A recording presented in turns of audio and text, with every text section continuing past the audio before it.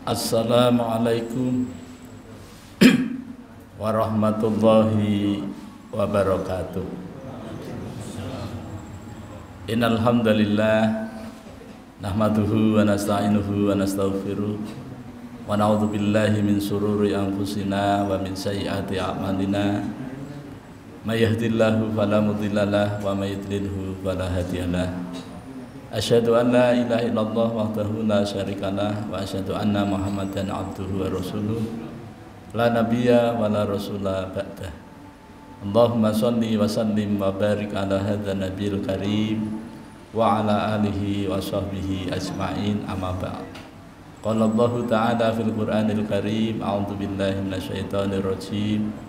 Ya ayyuhalladzina amanu taqullaha haqqa tuqatih wa la tamutunna illa wa antum muslimun.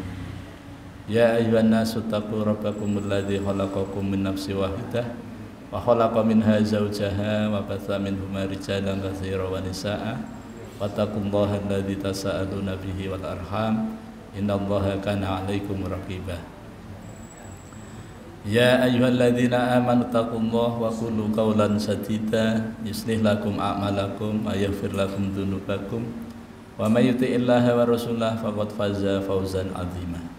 Fa in asdaqal hadits kitabullah wa khairul hadi hadi Muhammadin sallallahu alaihi wasallam wa syarrul umuri muhdatsatuha wa kullu muhdatsatin bid'ah wa kullu bid'atin dhalalah wa kullu dhalalatin finnar.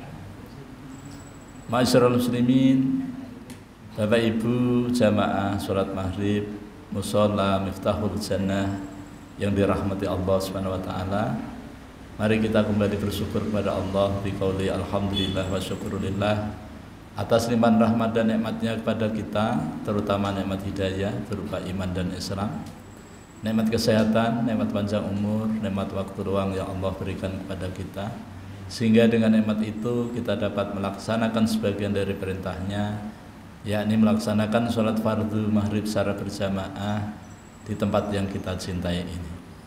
Salawat dan salam semoga senantiasa tercurah terlimpah pada junjungan kita Nabi besar Muhammad sallallahu alaihi wasallam, kepada keluarganya, para sahabatnya, para pengikutnya yang setia, baik yang dulu, sekarang maupun yang akan datang. Mudah-mudahan kita semua yang hadir di majelis yang mulia ini dicatat oleh Allah Subhanahu wa taala sebagai hamba-hamba Allah yang taat, yang takwa, calon-calon penerima syafaat yang agung dari baginda Nabi sallallahu alaihi wasallam atas izin Allah Subhanahu wa taala kelak pada hari kiamat. Amin ya rabbal alamin. Bapak Ibu jamaah yang dirahmati Allah Subhanahu wa taala, alhamdulillah kita kembali bertemu dalam suasana kebaikan, sehat badan, afiah batin. Ini merupakan nikmat Allah yang wajib kita syukuri agar Allah senantiasa menambahkan nikmatnya kepada kita. Jangan sampai kita termasuk orang-orang yang kufur nikmat. Ketahuilah sesungguhnya azab Allah amat sangat pedih. Bapak Ibu jamaah salat maghrib yang dirahmati Allah Subhanahu wa taala, adik-adik yang Allah muliakan, malam ini kita akan melanjutkan kajian kita Ma'rifatul Quran fi Tarjamatil Quran, mengenal Al-Quran melalui terjemahnya. Pertemuan yang lalu kita telah menyelesaikan beberapa bab ya. Bab yang pertama itu adalah Al-Baqarah ayat 1 sampai 7. Ini berbicara tentang kelompok yang pertama dan kelompok yang kedua. Kelompok yang pertama adalah kelompok yang menerima kebenaran. Kelompok yang kedua adalah kelompok yang menolak kebenaran, yaitu orang-orang kafir. Kalau kelompok yang pertama tadi adalah orang-orang yang bertakwa. Kelompok yang ketiga adalah orang-orang yang menerima sebagian dan menolak sebagian, ragu-ragu. Ini adalah kelompok orang munafik, orang yang penuh kepentingan. Dia masuk Islam untuk mendapatkan kepentingan dunia. Kalau sudah dapat ya udah gitu ya. Nah ini dari kelompok yang ketiga ini adalah bab yang kedua. Dari ayat 8 sampai ayat 20. Kemudian bab yang kedua itu adalah dari ayat 21 Ini tentang perintah Allah kepada manusia untuk menyembah kepada Tuhan yang menciptakan manusia. Ini sampai ayat 29. Kemudian bab yang keempat adalah kisah Nabi Adam, ayat 30 sampai 39. Nah, malam ini kita sampai pada bab yang kelima, yaitu kisah Bani Israel. Bapak Ibu jamaah yang dirahmati Allah SWT, adik-adik yang Allah muliakan, di dalam surah Al-Baqarah ayat 41 Allah berfirman, A'udzubillahi minasyaitonirrajim. Ya Bani Israil adhkuru ni'mati allati an'amtu alaikum wa aufu bi ahdi ufi bi ahdikum wa iyaya farhabun. Ya artinya, ya hai Bani keturunan atau anak, ya. Israel itu adalah dua kalimat, Isra dan Il. Dalam bahasa Ibrani, Isra itu artinya hamba, Il itu Allah. Jadi Israel itu bahasa Arabnya Abdullah, hamba Allah. Ini menurut tata bahasa di dalam bahasa Arab. Kemudian Bani Israel ini adalah keturunan dari Yakub, ya, Yakub ini putranya Ishak putranya Ibrahim. Jadi Yakub ini adalah cucunya Nabi Ibrahim Khalilullah. Nah, ya Bani Israil, uzkuru, ingatlah kalian, wahai Bani Israel. Allah menyuruh kepada Bani Israel agar Bani Israel mengingat. Apa yang diingat? Nikmatia, akan nikmatku. Nikmat yang dimaksud di sini adalah tidak hanya satu, tapi banyak sekali. Tidak kurang dari 10 nikmat yang diberikan kepada Bani Israel oleh Allah Subhanahu wa taala melalui nabinya, pemimpinnya, ya, yaitu Nabi Musa. Nah, Nabi Musa dengan Nabi Yakub ini jaraknya 600 tahunan, ya, 600 tahun. Nah, dari Nabi Yakub, Nabi Yusuf sampai ke Nabi Musa ini mengalami penyelewengan yang amat dahsyat, ya, kesyirikan, kekafiran, kefasikan, kemunafikan dan yang lainnya, yang intinya tidak lagi taat kepada Allah SWT sebagaimana syariat yang disampaikan oleh para nabi dan rasul sebelumnya. Maka kemudian diturunkanlah Nabi Musa untuk memberi peringatan kepada Bani Israel, ya. Nah, oleh karena itu di sini Allah SWT memberitahu kepada kita tentang Bani Israel. Nah, Bani Israel yang dimaksud di sini adalah bukan Bani Israel yang ada pada zaman Nabi Musa, tetapi Bani Israel yang ada pada ketika Nabi Muhammad diutus, yaitu di Madinah. Nah, dari kalangan ahlul kitab, orang Yahudi dan Nasrani. Nah, di Madinah itu ada 3 bani, ya, ada 3 kelompok besar gitu, yaitu Bani ada 3, ya. Nanti adik buka di internet, ya. 3 kelompok besar. Ada Bani Nadir, ada Bani Quraidah, ada Bani Qainuqa gitu, ya. Nah, 3 kelompok ini adalah dari kalangan Yahudi dan Nasrani, orang ahlul kitab dari Bani Israel, keturunannya Israel. Tapi Bani Israel yang dimaksud di sini adalah Bani Israel yang ada di Madinah, yang diseru Nabi, yang ayat ini disampaikan, gitu, ya. Ayat ini disampaikan. Tentu karena kita ini menyampaikan ayat tentang Bani Israel, yang hadir ini kan bukan Bani Israel. Ini Bani Adam, keturunan Adam. keturunan Nabi Adam. Tapi Al-Quran berbicara tentang Bani Israel. Berarti ini pengetahuan, ilmu untuk kita. Nah, gitu. Nah, uzkuru nikmati. Jadi ingatlah akan nikmatku. Ada tidak kurang dari 10 nikmat. Di antaranya adalah pertolongan Allah kepada Bani Israel, yaitu dibebaskannya Bani Israel dari cengkraman Raja Fir'aun, ya. Kemudian diselamatkannya Bani Israel dari kejaran Fir'aun. Kemudian Fir'aun ditenggelamkan, itu bagian dari pertolongan Allah. Kemudian ada Bani Israel ketika kebijakan Fir'aun, ya, itu kalau ada anak laki-laki lahir disembelih, kalau anak perempuan lahir biarkan hidup. Nah, itu kebijakan yang dibikin oleh Fir'aun. Maka Bani Israel itu diselamatkan. Ada anak laki-laki yang lahir ketika itu Allah selamatkan, dialah Musa. Nah, Musa diselamatkan. Padahal lahirnya Musa ini pada saat kebijaksanaannya itu kalau bayi lahir laki-laki sembelih, gitu ya.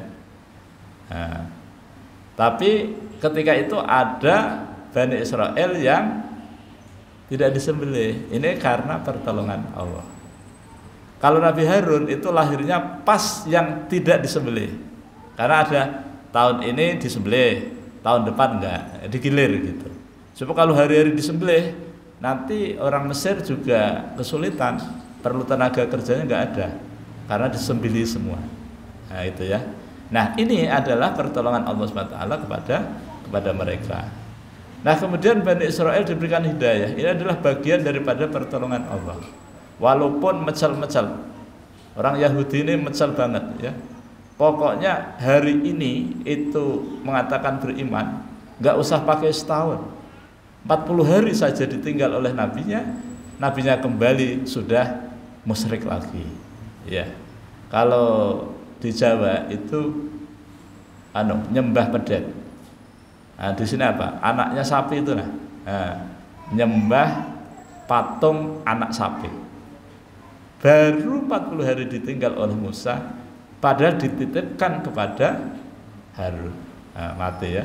Nah, itu banyak sekali ya nikmat ya. Allati yang an'amtu telah aku berikan alaikum atas kalian wahai Bani Israel. Nah, ini saat yang pertama perintah Allah pada Bani Israel agar Bani Israel itu mengingat atas nikmat Allah. Nah, sampai di sini dulu. Ini cerita tentang Bani Israel. Sekarang karena ini adalah Al-Qur'an, tentu juga petunjuk untuk kita. Ya. Artinya berapa banyak nikmat yang Allah berikan kepada kita. Mulai kita lahir sampai sekarang pasti tidak akan bisa menghitung banyaknya. Wa in ta'uddu nikmatallahi la tuhsuha. Kalau sekiranya kita ini mau menghitung nikmat Allah, enggak akan bisa. Bukan karena enggak pinter, saking banyaknya nikmat Allah. Apalagi yang tahun dulu, bulan kemarin, minggu kemarin, mulai dari pagi tadi bangun tidur sampai sekarang, coba dihitung berapa juta kali kita bernapas, berapa udara yang kita hirup, berapa suap nasi yang kita makan, berapa air yang kita minum. Masya Allah, luar biasa. Nah, Allah hanya minta agar kita mengingat nikmat Allah itu gimana?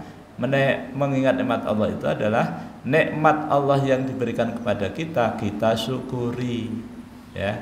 Kita syukur, ingat, zikir, ya. Jadi kalau kita itu dikasih kesempatan oleh Allah untuk bisa melakukan ibadah, sholat maghrib berjamaah di musola, maka ini Masya Allah nikmat yang luar biasa. Banyak orang yang ingin seperti kita, tetapi tidak bisa. Kenapa? Garing, ya, sakit.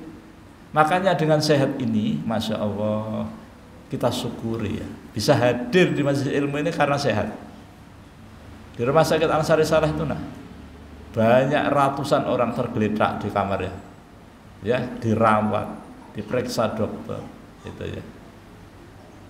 Mereka juga ingin seperti kita, makanya alhamdulillah kita sehat.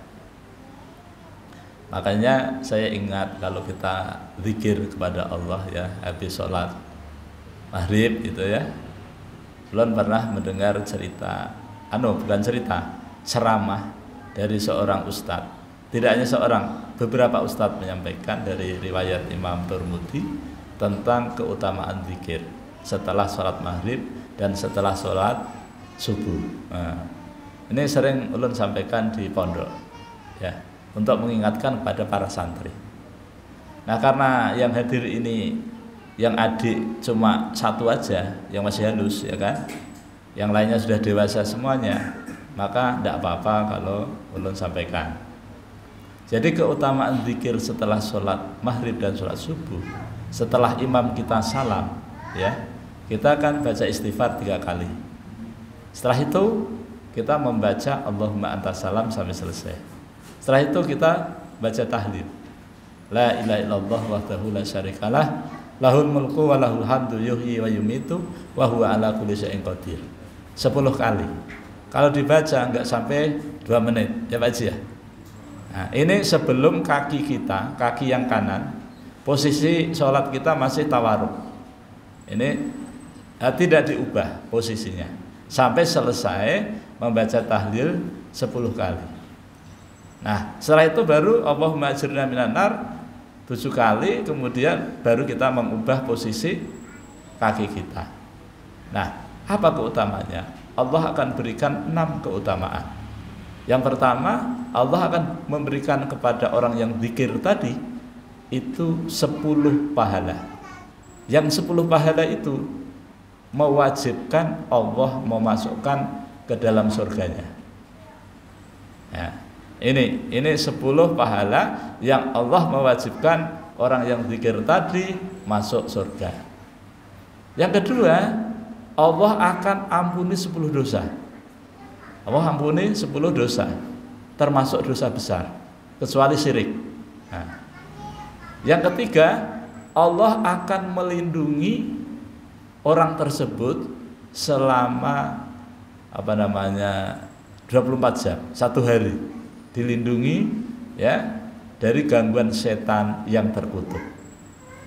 Bayangin Bapak Ibu sekalian, kalau sampai kita itu tidak mampu, tidak mendapatkan pertolongan Allah, maka setan ini merajalela. Dengan berbagai macam bentuknya, setan ini memang luar biasa menurut kita. Tapi menurut Al-Quran, setan itu tipu dayanya lemah. Sebenarnya tidak akan mampu menggoda orang-orang yang tulus ikhlas karena Allah dalam beribadah, gitu ya. Kemudian keutamaan yang keempat, Allah akan mengangkat orang tersebut 10 derajat. Derajat 1 ke derajat yang kedua itu seperti jarak langit dan bumi, perjalanan 500 tahun. Ini diberikan kepada orang yang zikir, baca tahlil 10 kali yang tidak sampai 2 menit, ya kan? Kemudian yang kelima, Allah akan memberikan perlindungan kepada orang tadi, yaitu Allah lindungi 10 perkara yang dia tidak suka. Ada 10 perkara yang tidak disukai oleh kita, maka 10 perkara itu akan diberikan perlindungan oleh Allah kepada siapa? Orang yang zikir. Kemudian yang keenam, Allah akan memberikan perlindungan ya kepada orang tersebut 10 perlindungan dari kecelakaan, dari celaka. Kecuali kalau orang itu pada hari itu melakukan perbuatan syirik. Nah, itu baru Allah akan bisa batalkan. Selama kita tidak melakukan perbuatan syirik, maka Allah akan memberikan perlindungan kepada kita dari 10 kecelakaan. Bapak Ibu yang dirahmati Allah, adik-adik yang Allah muliakan, ini adalah manfaat daripada kita zikir, khususnya ba'da sholat maghrib dan sholat subuh. Daripada 6 keutamaan lewat begitu saja, kan lebih baik kita dapatkan, ya kan? Lebih baik kita lakukan kita mendapatkan keutamaan yang besar gitu. Makanya kalau kita itu diperintahkan oleh Allah untuk mengingat Allah atas nikmatnya, makanya banyak sekali ya. Nah, kita kembali kepada ayat ya. Yang kedua adalah wa aufu bi ahdi ufi bi ahdikum.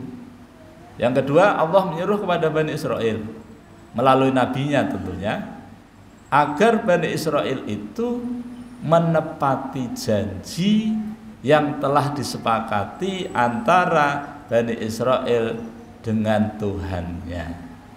Jadi Bani Israel itu pernah berjanji kepada Allah melalui Rasulnya. Apa janjinya? Ya, janjinya Bani Israel itu ada di dalam surah Al-Maidah ayat 12.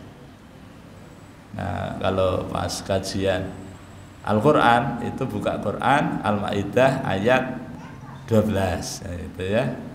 Nah, pada ayat itu Allah jelaskan, sungguh Allah telah mengambil janji kepada Bani Israel. Di situ ada 4 janji yang disepakati antara Bani Israel dengan Allah Subhanahu wa ta'ala. Namun sebelum diambil janji, Allah menyatakan bahwa Allah telah mengangkat 12 pemimpin Bani Israel. Ini bagian anugerah dari Allah pada mereka. 12 suku, 12 pemimpin itu diangkat oleh Allah Subhanahu wa ta'ala. Orangnya hebat-hebat ya, Bani Israel. Nah, kemudian lalu mereka diambil janji oleh Allah Subhanahu wa ta'ala. Nah, ketika janji itu disepakati, kemudian dilaksanakan, tidak diingkari, maka Allah juga akan mengatakan wa aufu bi ahdi ufi bi ahdikum, maka aku akan tepati janjiku kepada kalian Bani Israel. Yang pertama, Bani Israel telah sepakat untuk melaksanakan sholat. Oh, jadi dulu sudah ada sholat ya, sholat.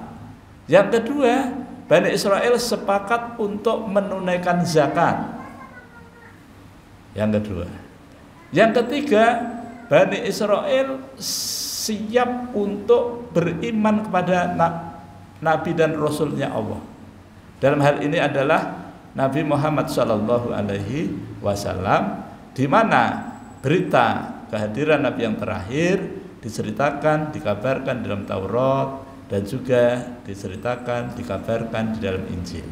Sehingga Ahlul Kitab dari kalangan Bani Israel mengetahui Nabi terakhir itu adalah namanya ini gitu ya. Nah, ketika Nabi Muhammad diutus, mestinya mereka harus menepati janji. Tapi ternyata tidak. Mereka mengingkarinya hanya gara-gara Nabi yang dimaksud bukan dari Bani Israel. Jadi ada hati yang tidak nyaman, mendongkol begitu ya.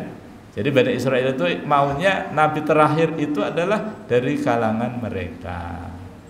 Ternyata tidak. Akhirnya mereka tidak menepati janji.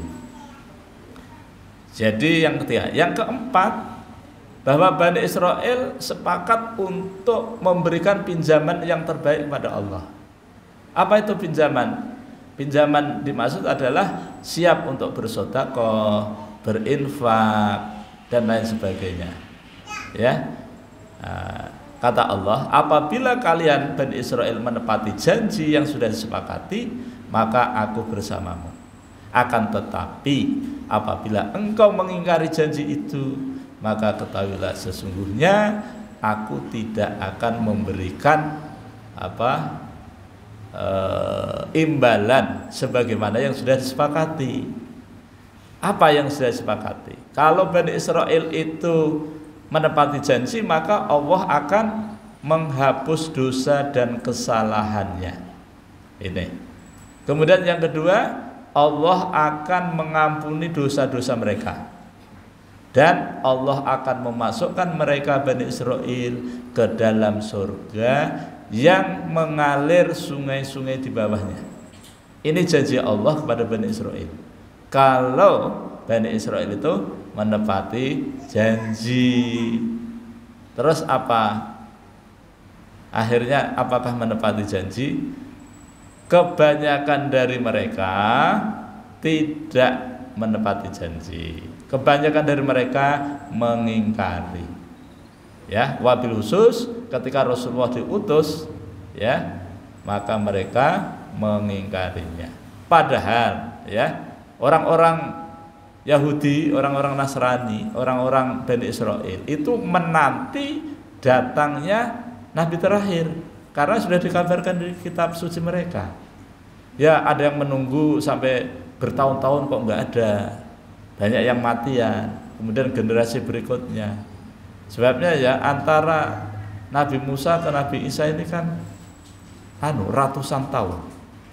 Nah, kemudian dari Nabi Isa ke Nabi Muhammad itu kan 571 tahun Nabi baru lahir. Ditambah 40 tahun lagi hampir 600 tahun baru ada Nabi terakhir. Berarti sudah ada 6 generasi yang menanti kedatangan Nabi terakhir. Nah, dari 3 kelompok besar yang ada di Madinah itulah yang mereka menyaksikan Nabi dan Rasul yang terakhir. Tapi kebanyakan mereka yaitu tidak menepati janji. Padahal Allah menyatakan, penuhilah janjimu kepadaku, niscaya engkau akan aku penuhi janjiku kepadamu. Tuh. Ini yang kedua. Yang ketiga, wa iyaya farhabun, dan hanya kepada aku sajalah hendaknya kamu takut. Hendaknya kamu takut yang bersangatan manakala tidak melaksanakan perintah Allah, manakala tidak meninggalkan larangan Allah. Nah ini. Nah, kita kembalikan kepada kita ya, karena ini Al-Qur'an ya, fungsinya juga memberikan petunjuk kepada kita tentang perintah dan larangan. Maka ketika kita ini diingatkan oleh Allah tentang janji kita kepada Allah, apa janji kita kepada Allah? Tidak jauh beda ya. Dulu waktu di zaman Roh ya, itu kita diambil janji. Surah Al-A'raf ayat 172. Bukankah aku ini Tuhan kalian?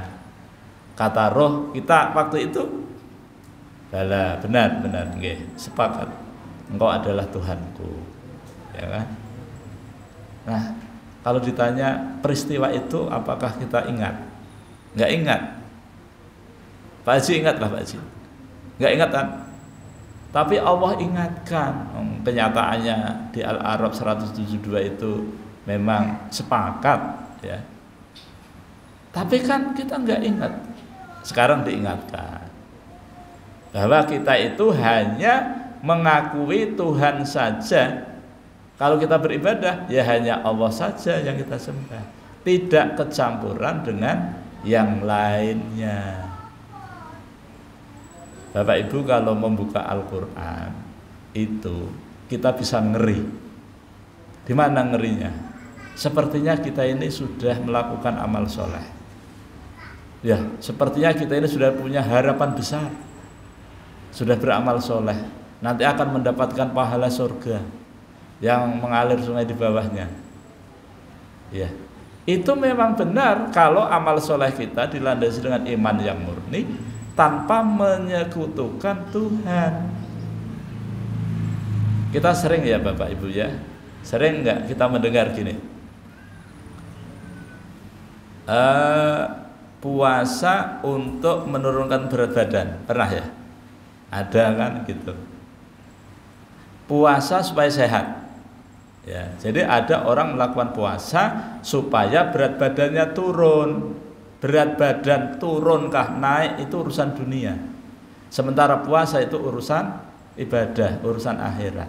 Kalau urusan ibadah dicampur adukkan dengan masalah dunia, maka Allah tidak akan memberikan balasan di akhirat illana, kecuali neraka. Bagaimana supaya tidak seperti itu? Maka lakukan ibadah murni, tulus, ikhlas karena Allah semata. Tidak dikait-kaitkan. Memang sih waktu kita halus ya, waktu kecil dulu bahkan sampai sekarang itu masih ada yang menyampaikan kalau kamu membaca ini akan dapat ini. Kalau kamu melakukan ini maka akan mendapatkan seperti ini. Jadi motivasi, ya kan? Padahal menurut Al-Qur'an tidak seperti itu.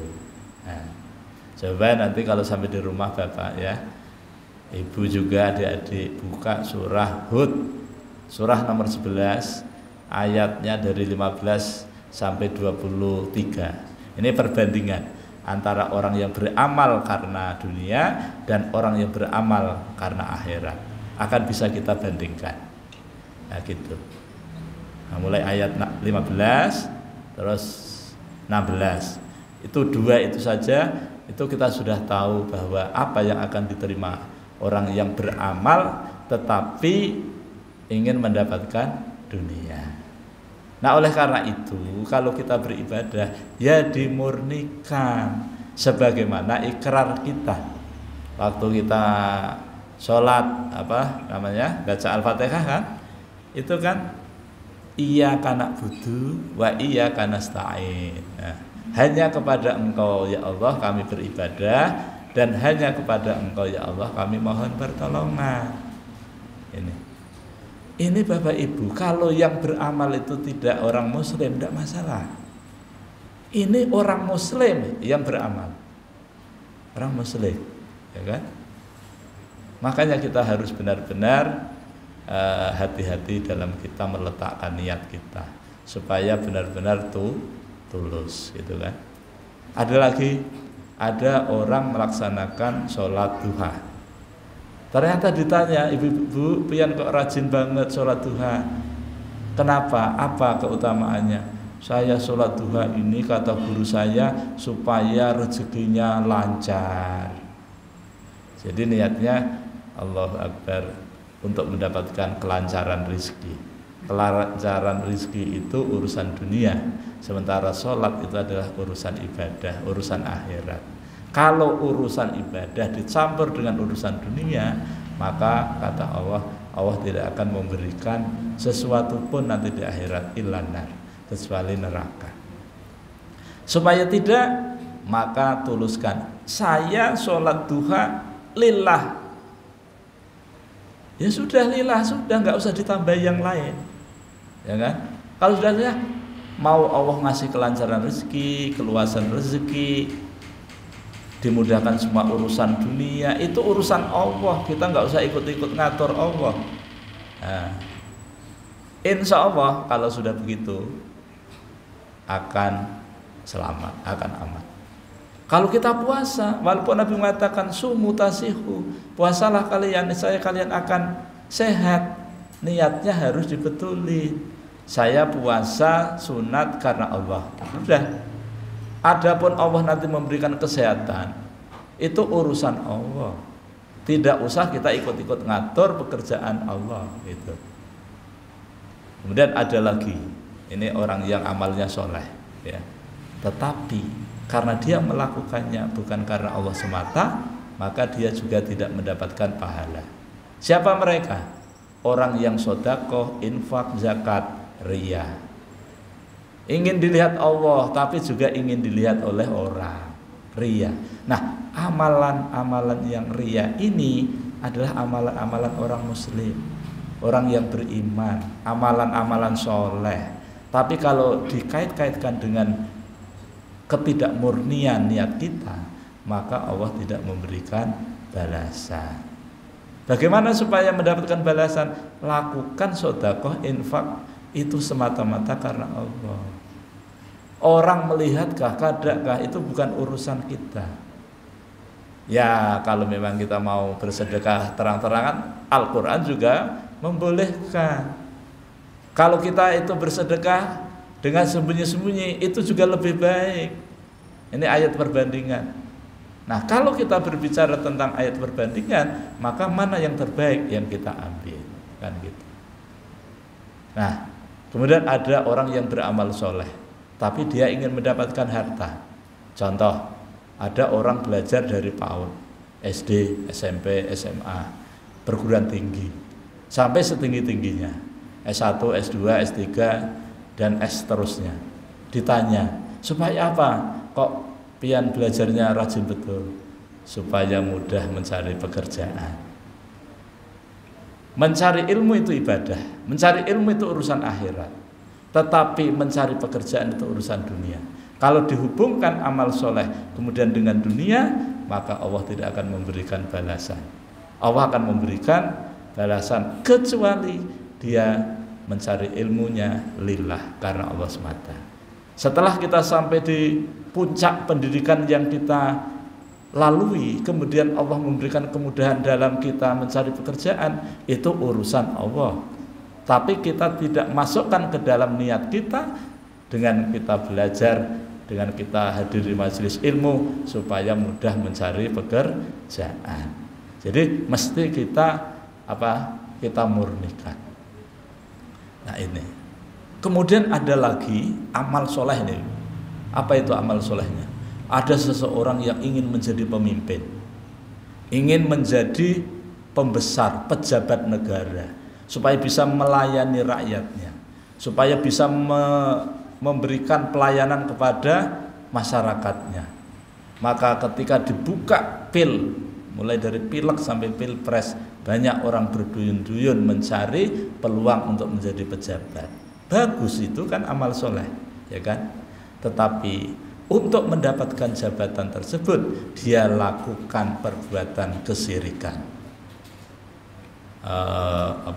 Waktu pilek ya, pemilihan legislatif gitu ya, ada yang dia berusaha mendatangi dukun paranormal, ya kan, supaya dipilih, supaya jadi pejabat. Nah, caranya itu yang tidak benar. Kalau memang ingin menjadi pejabat, ingin dipilih oleh rakyat, tidak usah melakukan berbagai macam cara, walaupun itu haram. Nah, itu.